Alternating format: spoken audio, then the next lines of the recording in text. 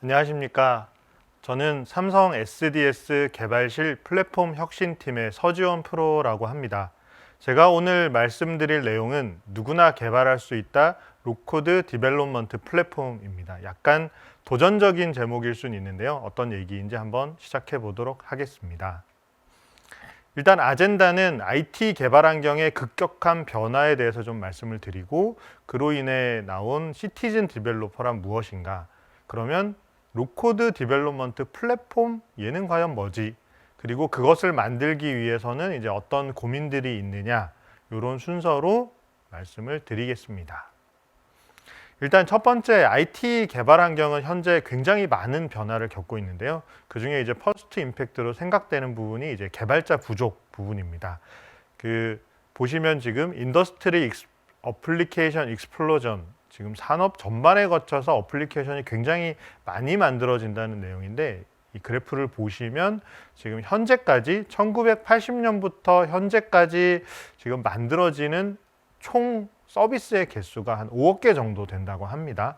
5억 개의 앱이나 인더스트리 서비스들이 만들어졌는데, 이제 전문기관들의 예측을 보면 한 23년까지 3, 4년 동안에 역시 5억 개가 생성된 걸로 예측하고 있습니다. 즉 지난 40년간 만들었던 것을 단 3, 4년 안에 다 만들 정도로 굉장히 많은 앱들이 지금 만들어지고 있고요. 이제 두 번째는 이러다 보니까 수요에 비해서 심각하게 개발자가 부족합니다. 기사들 많이 보셔서 아시겠지만 지금 첫 번째, 개발자 부족 계속됩니다. 학이 없어도 문제 없어요. 21년 기사고요. 올해만 1만 명 부족, 다시 불붙는 개발자 확보전, 지금 전자 같은 경우에서도 이제 코딩 인력이 부족하다, 이런 얘기들이 나오고 있고, 코딩 인력의 AI다라고 하면 이제 더더욱 구하기 어려운 사태이고요. 제일 마지막 부분 보시면 이제 개발자 부족 시대 시민 개발자가 뜬다. 아, 이거 무슨 얘기지? 네, 하는 걸로 봐서 기사가 코딩 월드 뉴스, 약간 개발에 관련된 언론에서 나온 내용으로 보이네요. 물론 이게 한국만의 문제는 아닙니다. 글로벌에서도 개발자 부족 문제는 굉장히 심각하게 논의가 되고 있고요. 제가 접하기 싫더라도 이런 얘기들은 대부분 많이 들어보셨을 것 같습니다. 그러면 이제 그 다음에 어떤 일이 있었냐? 세컨드 임팩트는 홀팀 파워드 바이 에자일. 과거에는 워터풀 형태로 이제 역할자들이 굉장히 분리되어 있고 어떤 단계적으로 일을 했다고 하면, 이 그림이 이제 라지 스케일드 스크럼 프레임워크라는 레스트 프레임워크 그림인데, 현재 개발은 프로덕트 오너가 어떤 백로그들을 만들면 다수의 사람들이 스크럼을 만들어서 그것들을 짧은 단위로 개발을 하고 그런 것들을 반복해서 완료하는 이제 애자일 기반의 홀팀으로 개발을 많이 하고 있고요. 그러다 보니 과거에 워터폴일 때는 개발자가 하는 일을 접할 기회도 별로 없고, 설계자랑 개발자가 분리되어 있고 디자이너랑 개발자도 상관이 없었는데, 지금 홀팀으로 계속 일을 하다 보니 이제 개발자의 일에 대해서 많은 사람들이 저건 과연 뭐지? 나도 할 수 있지 않을까? 하면 좋겠다, 이런 관심들이 생겨나기 시작했고, 이 그림에서 보이는 것처럼 저기 있는 사람 그림의 또 대부분은 사실 개발자입니다. 여전히 개발자는 계속 부족한 상황. 하지만 개발자가 뭐 하는지는 이제 어깨너머로 자꾸 보게 되는 이런 상황이 계속 지속적으로 발생을 하게 되었고요. 이제 그러다 보니까 이제 시티즌 디벨로퍼라는 이제 용어가 나오기 시작했어요. 과거에는 이제 전문 개발자밖에 없었기 때문에 개발하는 영역을 코딩이라고 표현을 했는데, 여기 보시면 이제 이 반대적으로 코딩과 반대 개념이 필요하다 보니까 프로코드 vs 로코드, 어떤 기존의 개발자들이 수행하는 것과 그거보다 조금 더 쉬운 코딩, 이런 고민이 시작이 됐고요. 여기 그림 보시면 이제 노트북에 커피 들고 있는 모습, 우리가 흔히 알고 있는 개발자, 여기서는 프로 개발자이고요. 가장 왼쪽에 있는 다수의 사람들은 저희가 이제 시티즌, 엔드 유저, 사용자, 현업, 이렇게 좀 분리를 할 수 있을 것 같고, 요 가운데 영역을 이제 저희는 이제 시티즌 디벨로퍼라고 좀 표현을 하고, 어떤 개발자랑 현업 한 중간 정도 모습을 생각을 하게 됐고요. 이제 보면 이제 IT나 개발 지식들은 당연히 개발자가 많이 알고 있고 전문적이고, 현업일수록 사용자일수록 IT 지식은 부족합니다. 시티즌은 어느 정도의 IT 지식은 있지만 이제 개발을 하지 못하는 이런 사람으로 좀 분류를 하고 있고요. 그렇다면 이제 프로 개발자들은 어떤 무언가를 만들어야 될 때 당연히 개발을 할 거고요. 이제 프로코드, 우리가 아는 IDE 도구들, 뭐 인텔리제이, 이클립스, VS 코드, 뭐 언어들을 가지고 개발을 하게 되고요. 가장 왼쪽에 있는 시티즌은 이제 노코드라고 되어 있는 코드를 전혀 쓰지 않는 도구, 뭐 극단적인 예로 이제 엑셀을 들 수 있겠죠. 이제 엑셀 같은 도구들을 사용해서 어떤 업을 처리하고, 그런데 이 중간의 사람들도 나는 그래도 IT를 조금 아니까 뭐 데이터도 좀 핸들링 할 수 있고 좀 나한테 뭔가 도구가 있다면 뭘 할 수 있지 않을까? 이런 논의들이 이제 얘기가 됐고요. 마지막으로는 이제 이 사람들이 만드는 어떤 앱이나 서비스, 행동 이런 것들의 범위가 프로 개발자는 당연히 기업에 사용하는 엔터프라이즈 관점에서 만들게 되고요. 이제 시티즌들은 뭐 내가 사용하는 뭐 엑셀의 피봇 뭐 이런 형태가 되는데, 이 어느 정도 지식이 있는 사람이라면 우리 내 근처의 조직, 과제원 이런 사람들이 쓸 수 있는 거를 만들 수 있겠다. 이런 고민들을 좀 하게 된 거죠. 이제 이런 고민들을 하는 중요한 포인트가 이제 우측에 있는 업무가 얼마나 크리티컬하냐, IT 지식이 있냐 없냐 이런 부분이 될 것 같고요. 이제 IT 지식이 이제 좀 많을수록 프로 개발자일수록 이제 어떤 엔터프라이즈 회사 프로세스 복합적인 걸 만들 수 있고요.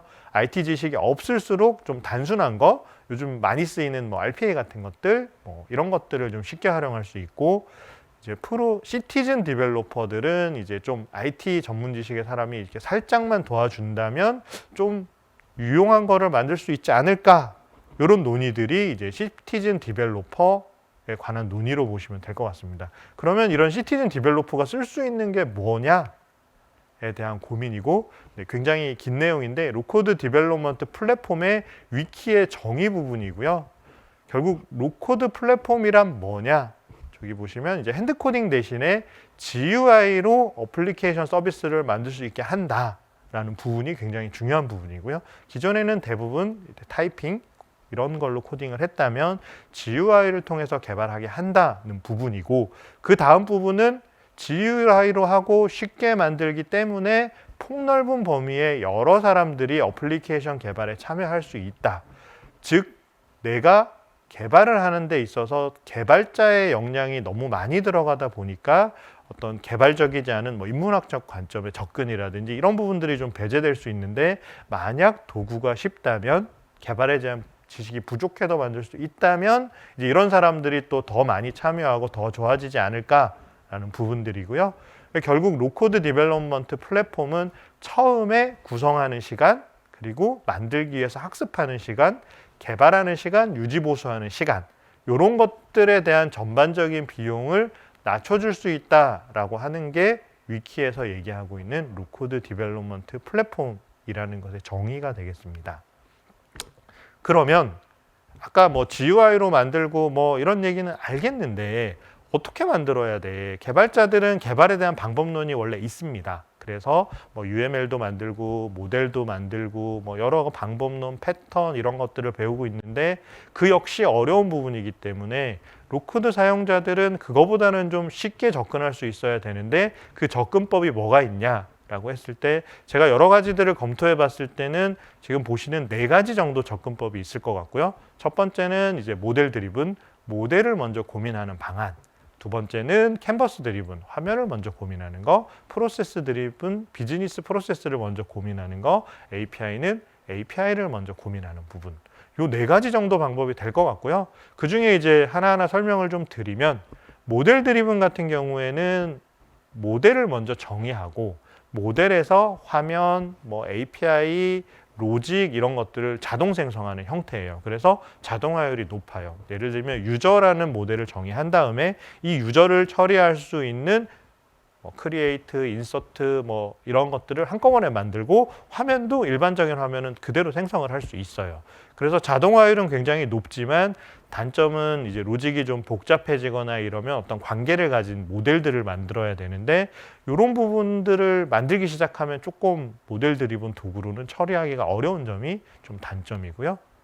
두 번째는 이제 화면 저작을 먼저 하는 방법인데요. 사실 엔드 유저는 화면을 저작하는 법이 가장 본인한테 쉬워요. 왜냐하면 본인이 쓰는 거기 때문에.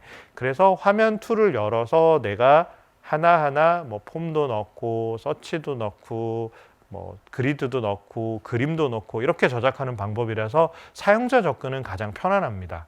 하지만 이게 하나의 어플리케이션이 되기 위해서는 화면에 있는 모든 컴포넌트들이 변수로 연결이 돼서 어떤 서치라는 버튼의 이벤트로 되고 그 이벤트가 어딘가에 DB를 조회할 수 있는 로직과 연결을 해야 되는데 화면을 먼저 구성을 하게 되면 이 뒤의 일들이 굉장히 번잡스럽고 많은 일이 돼서 이런 부분들이 서로 장단 트레이드 오프가 될 수 있습니다.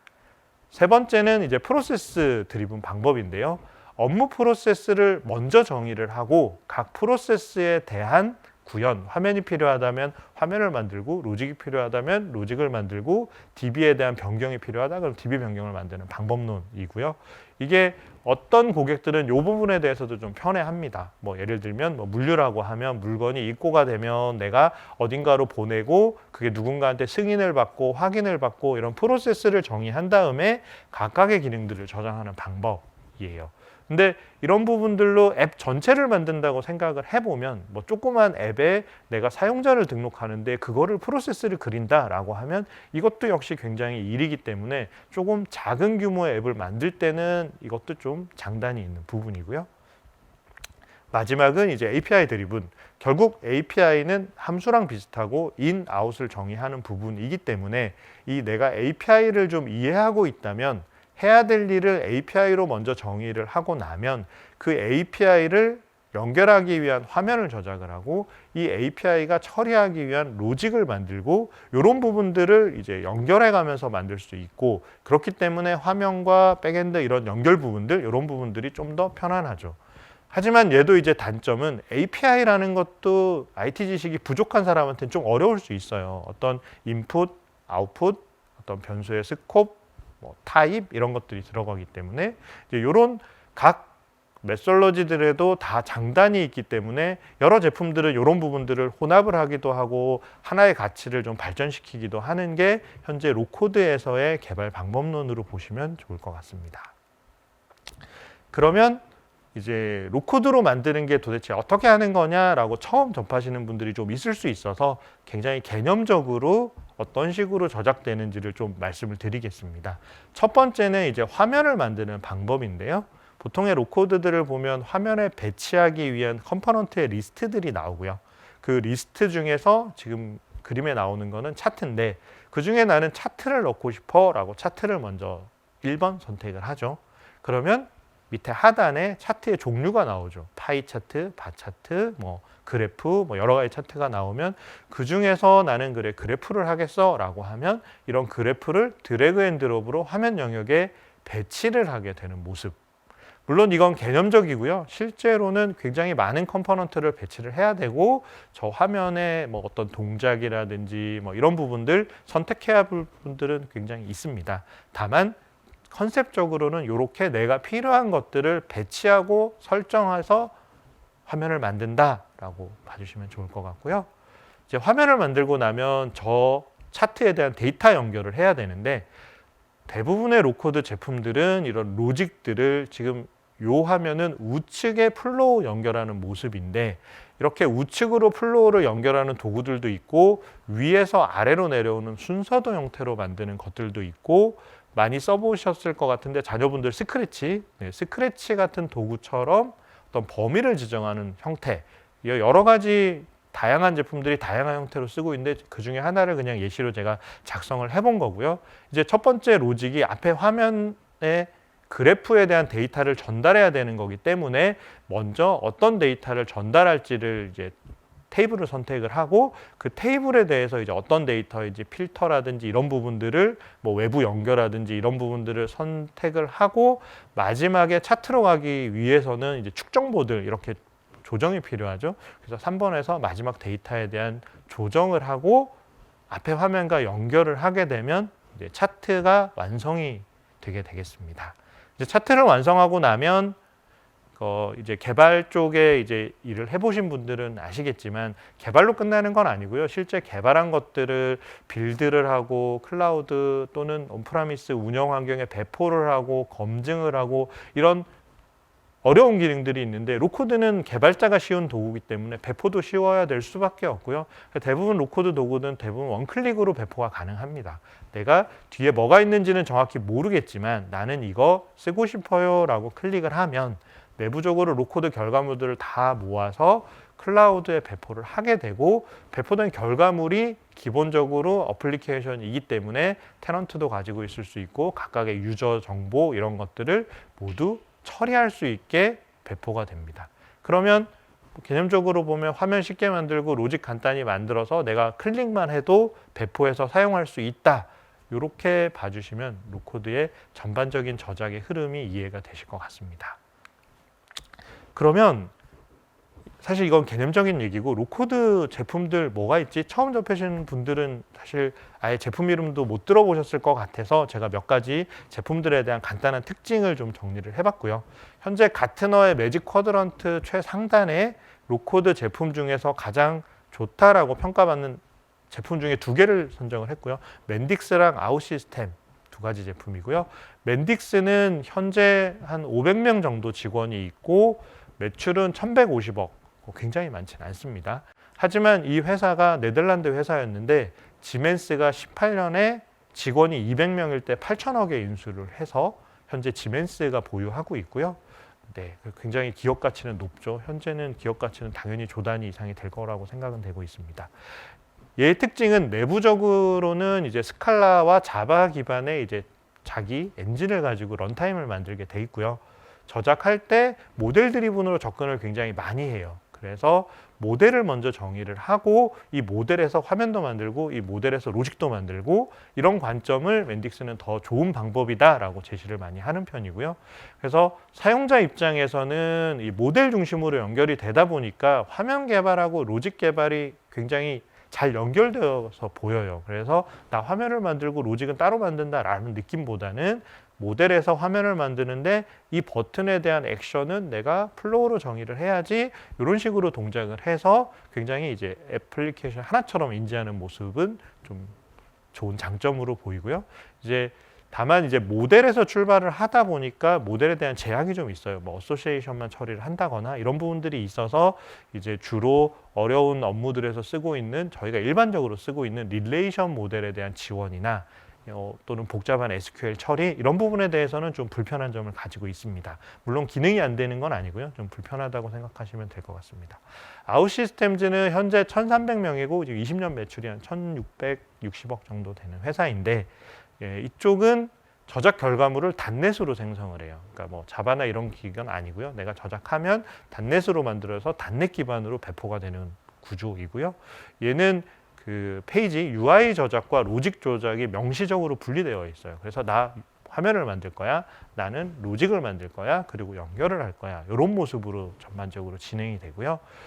그리고 모델, 페이지, 로직들이 그 맨딕스 같은 경우 굉장히 타이트하게 연결이 돼 있다고 하면 아웃시스템은 굉장히 느슨하게 연결이 돼 있어서 여러 가지 모델을 여러 가지 페이지로 다양하게 연결할 수 있는 모습은 가능합니다.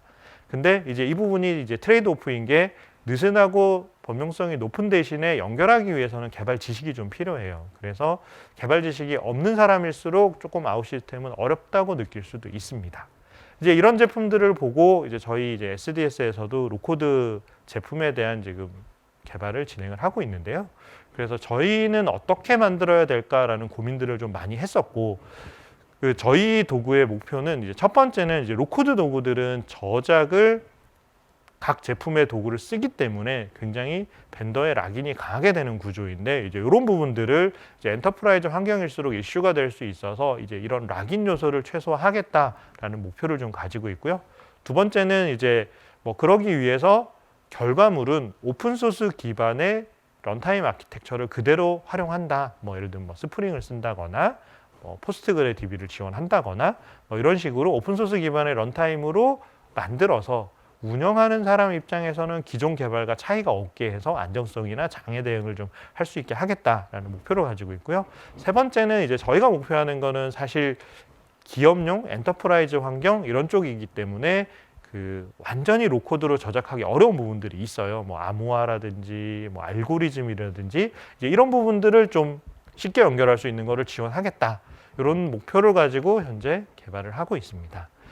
저희 SDS 로코드에 대한 개략적인 아키텍처고요. 저희 저작 관점에서는 크게는 데이터 핸들링을 하는 데이터 빌더, 플로우 빌더, UI 빌더 이렇게 세 가지의 큰 저작 도구를 가지고 있고 각 저작 도구는 메타랭귀지를 떨어뜨리게 되어 있어요. 그러니까 내가 저작을 한다고 해서 바로 코드가 나오는 건 아니고요. 저작을 하면 어떤 메타 스펙을 가진 스펙이 떨어지고 그 스펙을 코드 제너레이터에 전달을 하면 코드 제너레이터가 그 스펙을 보고 코드를 만든 다음에 앱 파운데이션에 있는 전체적인 앱 구조에다가 생성한 코드를 연결을 해서 저희가 아는 일반적인 UI 프레임워크, 백엔드 프레임워크 이런 구조를 가지고 컨테이너를 만들어서 이를 클라우드 네이티브 환경에 배포해서 쓸 수 있는 형태, 이런 형태로 저희는 개발을 하고 있습니다. 네, 여기까지 말씀드렸는데 사실 로코드를 만드는 입장에서는 사용자가 쉽기 때문에 만드는 사람은 굉장히 어려움을 많이 가지고 있는데요. 그 중에 이제 뭐 몇 가지 어려움들에 대해서 소개를 좀 드리고 싶어서 만든 장표고요. 첫 번째는 이제 플로팅 포인트 에리스메틱, 결국 이 연산에 대한 부분이고요. 소수점 연산에 대한 이슈예요. 자, 왼쪽 화면 엑셀 여러분 잘 아시죠? 엑셀에 1번부터 10번 로까지 0.1을 넣어 놓고 이거에 대해서 썸을 하고 엑셀의 함수로 if로 비교를 해보면 썸이 1과 같냐라고 물어보면 엑셀은 같다라고 합니다. 저희도 그렇게 느끼죠. 0.1을 10번 더하면 1입니다. 하지만 개발자들은 바로 딱 느낌이 오시죠. 아, 저렇게 조건 주면 큰일 나는데. 네, 우측에 자바 코드 보시면 더블에 리절트 넣고 리절트에다가 0.1씩 10번 더한 다음에 if로 1.0하고 비교를 하는 코드예요. 그러면 결과는 뭐냐면 0.999999랑 1.0은 다르기 때문에 여기는 폴스라고 판단을 합니다. 개발에서는 굉장히 당연하지만 현실의 사람들은 이상하다고 생각하는 영역, 뭐 IEEE 754에 정의되어 있는 이제 실수 연산, 결국 이진수로는 실수의 정확한 값을 표현할 수 없고 이거에 대한 제약을 가지고 있는 개발의 영역을 사용자는 어떻게 인지할 거냐. 사용자한테 로코드를 쓸 때 0.1 10번 더해서 1하고 비교하면 같다고 할 거냐 다르다고 할 거냐도 굉장히 제품의 중요한 의사결정이고요. 만약에 사용자가 같다라고 인지하게 하려면 코드를 만들 때 아파치 프리시전이나 빅데시말 등을 사용해서 이제 아파치 프리시전 같은 경우에는 머신 오차값들에 대해서는 보정을 해주는 게 되어 있죠. 그래서 이런 실수 연산에 따른 오차 범위 아니야 라고 하면 같다고 판단할 수 있거든요. 이런 식으로 코드를 변형을 해야 돼요. 만약에 그게 아니고 로코드 제품 중에서는 코드처럼 동작하는 애들도 있거든요. 그러면 사용자한테 알려줘야 돼요. 타입이 다른 것들은 실수 연산은 비교 연산을 하시면 안 됩니다. 이런 부분도 개발을 하거나 사용자한테 알려주거나 할 때 굉장히 이제 어려운 부분 중에 하나라고 보시면 좋을 것 같고요. 이제 두 번째 저희 이제 고민 중에 하나는 이제 데이터 타입. 저희가 뭐 날짜, 이제 사용자일수록 굉장히 쉽게 느끼는 부분이지만 사실은 날짜도 굉장히 이제 어려운 얘기예요. 개발할 때도 그렇고 뒤에서 운영을 할 때도 그렇고요. 일단 지금 2021년 11월 15일 00시 00 뭐 GMT 9 이렇게 되어 있는데 첫 번째 개발자들은 시간에 대해서는 유닉스 타임이라는 거를 다들 인지하고 계세요. 그러니까 시간은 비교나 이런 걸 해야 되기 때문에 개발을 할 때는 1970년 1월 1일 0시 0분 0초부터 지금까지 전체를 더한 세컨드 값을 가지고 있고요. 이 값이 이제 유닉스 타임, 포직스 타임으로 불리는 이제 시스템 표준 값이고 결국 시간은 대부분 유닉스 타임으로 전환이 돼서 비교 연산을 하고 다시 포맷을 가지는 구조로 바뀌는데 로코드 사용자한테 이거를 줄 거냐, 로코드 사용자 이걸 인지시키게 할 거냐라는 부분에 대해서도 고민이죠. 숨기는 게 저는 좋다고 생각합니다. 저런 거 없이 잘 동작하게. 그러려면 만들 때 여러 가지 제약이나 고민들이 많아질 수 있어요. 두 번째는 타임존. 한국은 GMT 플러스 9죠. 그리니치 평균시에서 각 타임존을 가지고 시간을 하게 되어 있어요. 이 부분도 굉장히 간단하고 굉장히 어려운 두 가지 예제가 있는데 요즘 많이 처리되고 있는 간단한 구조를 보면 서버에서 시간이 저장될 때는 전부 UTC 제로, 그린치 평균치로 집어넣은 다음에 클라이언트, 요즘 웹을 많이 쓰니까 브라우저에 있는 타임존 정보를 가지고 합쳐서 화면에 보여줘요. 결국 내가 세이브를 하면 나는 한국에서 세이브했지만 서버에는 UTC 제로로 들어가고 내가 브라우저에서 읽으면 내 시간을 보고 맞춰주는 모습. 이게 가장 일반적인 모습이고 좀 여기까지는 로코드 도구에서 쉽게 해결할 수 있어요. 그런데 저희가 비즈니스 어플리케이션을 만들다 보면 이제 물류 같은 경우 미국의 하역 시간이라는 값을 가지고 있어야 된다고 하면 이 부분은 사실 데이터에 종속되는 시간이거든요. 결국 내가 미국에 들어가는 이 품목의 시간은 미국이고 타임존이 뭐고 언제야 라는 정보를 가지고 가야 되는데 이제 이런 것들을 이제 로코드 사용자들이 이해하고 써야 되냐라는 부분들, 어떻게 쉽게 만들 수 있냐, 이런 부분들도 개발할 때 굉장히 어려운 부분입니다. 그리고 데이터 포맷, 저희는 YYY MMDD, 년, 월, 일 이렇게 쓰는데 실제로 글로벌하게 보면 이렇게 쓰는 데가 많지는 않고요. 실제로는 데이, 먼스, 이어가 제일 흔하게 사용하는 부분이고 이제 뭐든 특이하게 하는 이제 표준 안 지키는 미국 같은 경우가 이제 먼스, 데이, 연 이렇게 쓰고 있어서 이런 부분들도 포매팅에 대한 기능도 필요해서 데이터 타입 하나만으로도 굉장히 논의할 부분들이 굉장히 많다라는 그런 정보를 말씀드렸습니다. 자, 여기까지 말씀드렸는데 사실 지금 2021년의 로코드 상황은 저는 2011년의 클라우드 상황하고 굉장히 비슷하다고 생각을 하고 있고요. 2011년 클라우드 아마존 AWS가 2008년에 런칭을 했고요. 런칭한 지 한 3년 지난 상태고요. 그 당시 AWS 막 쉽다, 좋다, 편하다라고 했지만 사실 아무나 클라우드 만들 수는 없었어요. 제약도 굉장히 많았고 사용도 굉장히 힘들었어요. 현재 21년 로코드, 제가 처음에 누구나 개발할 수 있다 로코드 플랫폼이라고 했지만 글로벌 제품들조차도 아무나 개발할 수 있지는 않습니다. 여러 가지 제약, 어려움 굉장히 많이 있어요. 2011년 클라우드도 안 되는 것들 되게 많았어요. 뭐 예를 들면 뭐 그 당시에는 뭐 은행을 클라우드에 운영할 수 있어? 이런 얘기하면 못한다고 했어요. 모든 앱에 대해서 지원할 수 없다라고 하는 게 그 당시 상태였고 현재 로코드도 모든 앱을 로코드로 만들 수 있지는 않습니다. 뭐 예를 들면 뭐 ERP 시스템을 로코드로 전체를 만들자라고 하면 그거는 글로벌 제품들도 안 된다라고 얘기를 할 정도로 여기도 제약이 있습니다. 하지만 2021년 현재 한국에서 뭐 예를 들면 카카오뱅크가 클라우드에서 돌아요라고 해도 아무도 이상하게 생각하지 않아요. 클라우드에서 못 올리는 게 있을까? 없다고 생각을 해요. 클라우드 구성도 할 수 있다라고 생각을 하는 10년 사이에 클라우드는 이만큼 변했습니다. 하지만 2021년 로코드는 한국에서 사실 이제 첫 발을 내딛고 있는 거고 굉장히 부족하고 어려운 점은 많지만 지금 막 첫 발을 내딛었고 장담할 수는 없지만 10년 뒤에 클라우드처럼 이제 모두가 로코드로 많은 것들을 할 수 있다로 될 거라고 저는 믿고 있고 그래서 로코드에 대해서 굉장히 고민을 많이 하고 SDS에도 그런 거를 만들기 위한 노력을 굉장히 많이 하고 있다는 것을 마지막으로 말씀드리고 싶었습니다. 네, 제 발표는 여기까지고요. 감사합니다.